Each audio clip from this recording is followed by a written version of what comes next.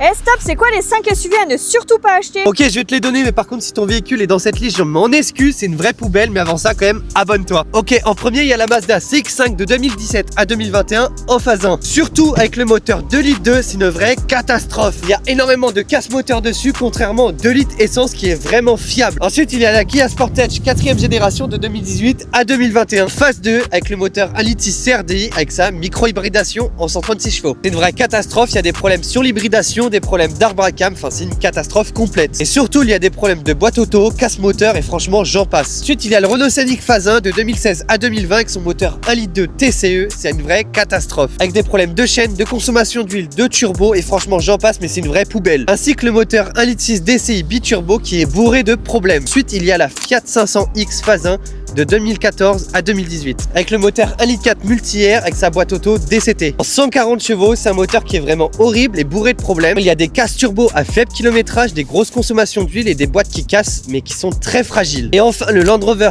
Evoque phase 2 de 2015 à 2018 avec le moteur TD4 150 ou 180 chevaux. C'est un vrai casse-tête avec les problèmes de distribution, casse moteur avant les 100 000 km. Franchement c'est une vraie catastrophe. Et toi dis-moi en commentaire quelle voiture tu as et surtout abonne-toi, je t'en apprends tous les jours sur le monde automobile.